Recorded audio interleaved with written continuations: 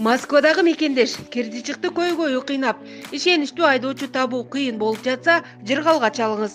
Без пересетка, без посредниксиз өзүбүз алып барып келебиз. Дарек, метро проспект Мира. Унаабыз 7 орундуу Альфард жана Toyota Sienna. Таза, тыккан, ыңгайлуу. Wi-Fi интернет туташтырылган. Жолго чыгаар алдында кара тизмеде бар жок экениңизди акысыз текшерип беребиз. Тезинен жыргалга чал, таза кирди чыктыны колго ал. Байланыш номер +7 968 402 42 72. Мурунку аялынын кулак мурдун кескен зөөкөр соттолду. Мурунку аялынын кулак мурдун кесип салган киши зордуктоо иши боюнча 8 жылга соттолду. Бул тууралуу жогорку соттон билдирди. Белгилей кетсек, өткөн жылдын сентябрь айында Асель зордукталганы боюнча арыз жазган. Сокулук райондук соту жабырлануучунун тосмо арызы жана тараптардын элдешүүсүнөн улам ишти токтоткон. Январда Асель кайра зордукталган. Сот анын мурдагы жолдошун күнөөлүү деп таап, бирок эркиндикте калтырган. Дагыраагы 3 жылга пробациялык көзөмөл өкүмүн чыгарган. Сот кылмышкердин майып энеси жана жабырлануучу аял экөөнүн ортосунда 2 баласы бар экенин эске алган. 27 сентябрда Чүй облустук соту райондук соттун чечимин өзгөртүп, ал кишини 8 жылга соттоду. Жогорку сот зөөкөргө пробация өкүмүн чыгарган соттун аракетине юридикалык баа берилерин убадалады. Эске салсак, 2023 жылдын 20 сентябрында эркек киши ажырашкан аялынын үйүнө кирип, бетин тилип, кулагын, мурдун кесип салган. Аялга операция жасалып, эркек киши камакка алынган. Булак Назар Ньюс кечи. Жабыркагандар бар. Ташкентте катуу жарылуу болду. 28 сентябрда Ташкенттеги кампалардын биринде катуу жарылуу болуп өрт чыкты. Өрт өчүрүүгө 16 өрт өчүрүү бригадасы тартылганын Өзбекстандын Өзгөчө кырдаалдар министрлиги Telegram каналына жазды. Бүгүн 28 сентябрда саат 2:43 чамасында Өзгөчө кырдаалдар министрлигинин нөөмөт бөлүмүнө Ташкент шаарынын Сергели районундагы строитель массивинин аймагында жайгашкан кампалардын биринде жарылуу жана андан кийин өрт чыккандыгы тууралуу маалымат келип түшкөн деп айтылат Өзгөчө кырдаалдар министрлигинин басма сөз кызматы.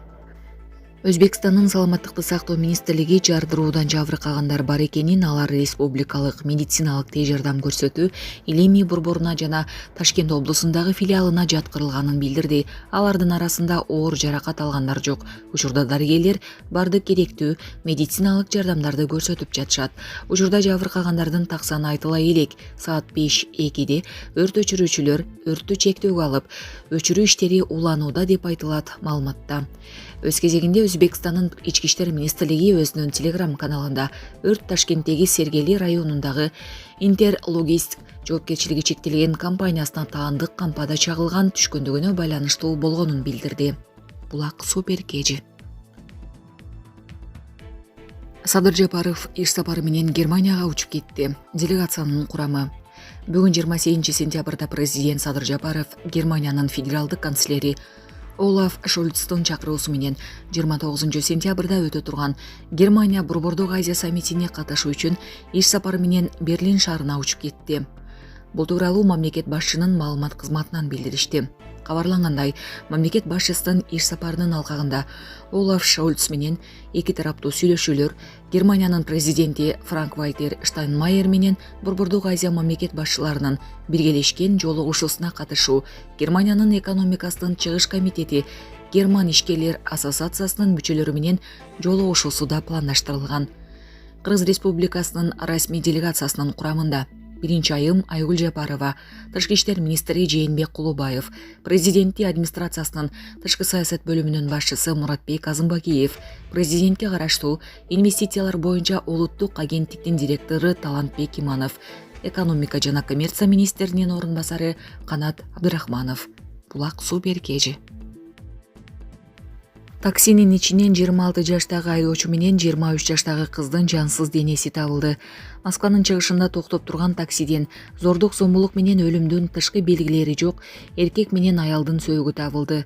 Бул тууралуу Борбор каланын прокуратурасынын басма сөз кызматына шилтеме берүү менен орус басылмалары жазып чыгышты. Түн ичинде Измайловский проездде токтоп турган такси унаасынын арткы орундугунда 26 жаштагы таксист менен 23 жаштагы аялдын зомбулуктан каза болгондугунун тышкы белгилери жок жансыз денелери табылган. Айдоочунун бир тууган агасы сөөктөрдү унаанын терезесинен көрүп, укук коруу органдарына кабарлаган. Өлүмдүн так себеби соттук медициналык экспертизанын жыйынтыгы менен аныкталат деп айтылат маалыматта. Окуянын бардык жагдайларын, ошондой эле бул факт боюнча жүргүзүлгөн процессуалдык иликтөөнүн жүрүшүн жана жыйынтыгын аныктоону Измайлов райондор аралык прокуратурасы көзөмөлдөп жатканы белгиленген. Булак Назар Ньюс KG. Жогорку кеңештин төрагасы Нурланбек Шакиев менен депутат Улан Примов мамлекеттик тууну өзгөртүүнү сунуштоду. Мыйзам долбоору бүгүн 28 сентябрда парламенттин сайтында коомдук талкууга коюлду. Демилгечилердин айтымында мыйзам долбоору Кыргыз Республикасынын туусун жакшыртууга багытталган. Бүгүнкү күнү Кыргыз Республикасынын туусунун ортосундагы түндүк менен күндүн нурун көрүүдөгү кабыл алынышында күн караманын гүлү же болбосо боз үйдүн тышкы бети сыяктуу түрдүү интерпретациядагы дилемма пайда болгондуктан туунун чагылдырылышындагы маанинин бир мааниде туюнтулбагандыгын жоюу үчүн чараларды көрүү керек.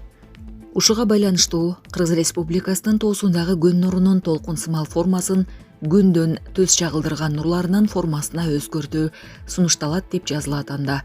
Байрактагы күнүн нурларынын жаңы эскизин иштеп чыгуу үчүн авторлор бул тууну баштапкы этапта иштеп чыгышканын, ал үчүн иштеп чыгуучулар тартылып, алар математикалык эсептөөлөрдү жүргүзүп, чиймелерди чийип, коштоочу иштерди жасаганын белгилейт.